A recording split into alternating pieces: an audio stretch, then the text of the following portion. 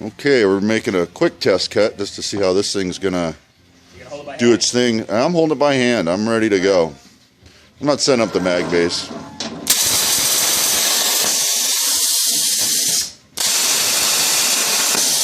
Two holes.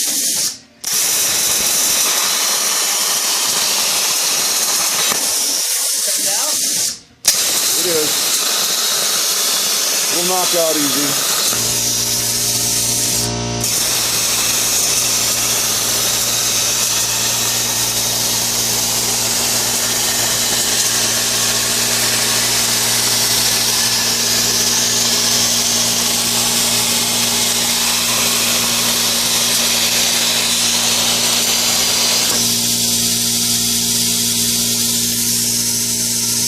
Okay, part done.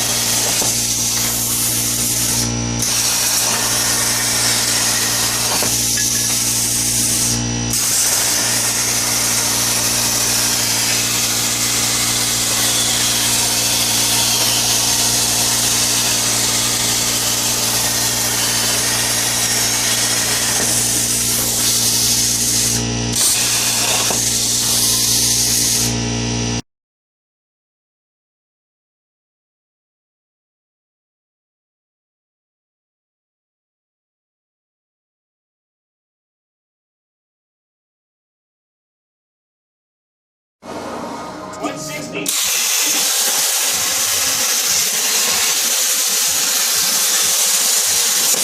a good cut speed there. As long as it doesn't do that.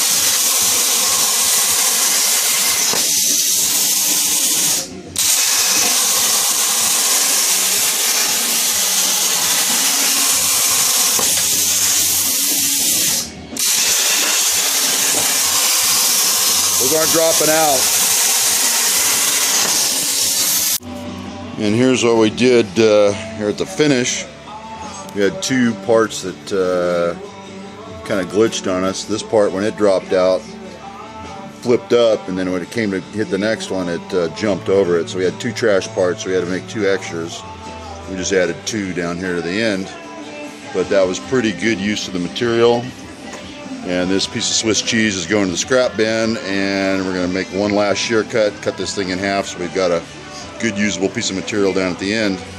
So plasma cam, pretty impressive.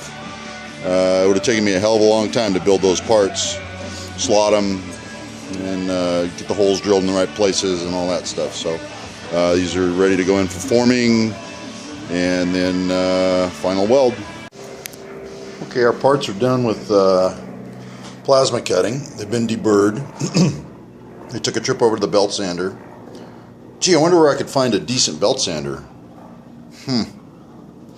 Actually, I used this one isn't operational yet, so and it's actually not mine to play with. So I use that old Roach right there. It's fed it a new belt. It's a Dayton. I picked it up at Granger's. The Granger salesman sold me that, and really disappointed in that thing. I'm gonna have to come up with some kind of belt sander I'm happy with. Anyways, I got them belt sanded and knocked all the dross off. It all came off. They stripped pretty easy. Between a putty knife and just run it across the belt sander, they all cleaned up real nice. And the way these parts work, I get a break across here at 3 inch, and then I get another break here at 1 inch, formed like a channel. They both fold up, and then this is a web that goes in between those, like a gusset. So it's like a channel with a gusset. And I'm going to set those up. Actually, the pan brake bends this stuff really easy because I'm bending it across. I'm only bending this across a 4-inch piece. So I've got the pan brake set up for that. And yeah, the pan brake works just fine for little parts like that. But if you were to put in the same material, that's 10 gauge, just a shade over 1/8 of an inch. If you were to put that across full 4 foot, you would need 2 300-pound gorillas to lift that apron and probably flip the machine over, even though this is a 1,200-pound machine. So yeah, it would be difficult to do. But small parts like this, pan brake works just fine. I've got another, I mean, if this was 1/4 inch or something heavier, I've got another little shop project you guys can do. And this is just for a press, and that's a 20-ton, I guess, bottle jack press, just a shop-made press. And I made this. This is a shop-made spring-loaded pair of dies, and that has an 1/8 inch nose radius on the male die. And there, it's, like I say, it's just spring-loaded. Stick it in there, and it bends very nicely. And that's got an 8 inch throat, so you can do parts up to 8 inch. And it bends all the way up to 1/4 inch. There's a piece of 1/4 inch hot roll, 836 that it bent. Pretty nice radius, but it'll do it. And it bends 1/8 inch even nicer. Now the nose radius that I put on it was specifically for 1/8 inch. And when you get into these larger sizes, you have to worry about cracking the back, even with this soft 836. Cold roll with its thin candy coating, forget it, you'll snap it in half. But even this had a little fatigue there on the corner. You can see where it fatigued on the corner with the 1/4 inch plate. I'll show you that crack right there. But yeah, it bends it okay, the 1/4 inch. I'm thinking I'm probably going to pull this die off and put a little bit larger nose radius on it. Put a 1/4 inch nose radius on it instead of an 1/8 inch nose radius. If you do a Google search for press brake die profiles. You get a very nice spreadsheet with nose radiuses, female die widths, what width you would need, the tonnage required to bend what size material, and you can build your profile for what you want to use them for. You know, if you just do sheet metal, you don't need that big nose radius. And if I were to put a thin piece of 18 gauge in here or something, I'm still going to get this same big radius here. I'm not going to get a clean tight bend. So this isn't really made for doing sheet metal with that huge nose radius on it. But just Google search that, and there's several nice spreadsheets that go all the way up to I think 1/2-inch plate, and the press brake profiles for those. But and the tonnage required to bend what width of material and things like that. So yeah, this is a good little shop project to make yourself a press brake die. But anyways, I'm going to get set up in the brake, and I'll start bending those parts. That's the next step of this little manufacturing process. And then we'll do some quick production run of these, and then after that they go to weld and get welded up. These are slotted holes for floor anchors. These get bolted to the floor, and they need to be adjustable after they're bolted in. They get put down with true bolt type wedge anchors. Just that's a hammer in with a nut and washer on top. And then in here, these get weld nuts, the little oval weld nuts. And there's going to be some rollers in there. These are guide rollers for a sliding door, for an industrial sliding door. Okay, but let me get set up to do a quick production run of braking, and we'll go from there.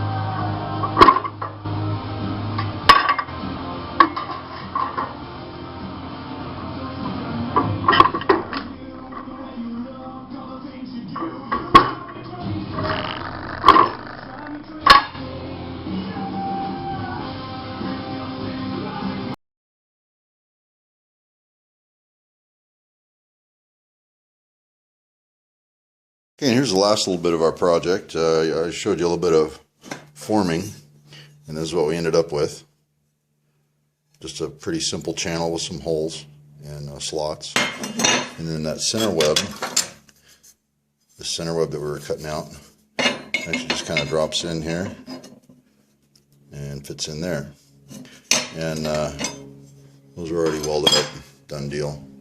So that's what they look like when they're finished. And this is my quickie welding jig. I just tacked down a couple of pieces of heavy angle to the table, and very tight fit. I made sure that my bends were underbent slightly, so when I forced it down into the fixture, the two sides were forced up to 90 degrees. And then I use a magnetic V-block to hold in my gusset, or my web, and just tack it in. And when I clamp those two down, the two vice grip C-clamps, when I clamp it down into the fixture, it trues up the two legs, left and right side, and then when it gets tacked together, it's all held as one. So I got that to do 20 times, and this project is finished. And these are actually getting shipped raw. The customer is going to powder coat them himself. He's got powder coating facilities, so they're going to get sandblasted and powder coated. And these are door guide rollers. There's those little holes in the top. There's rollers that bolt on there, and those slotted holes get bolted to the floor, and they're for a knife edge type door. So yeah, that's 10 pairs of those, so that's 20 pieces. So that's the end of this plasma deburring, forming, and welding project. It was a quick and easy bit of money here on a Saturday afternoon. Alrighty, thanks for watching.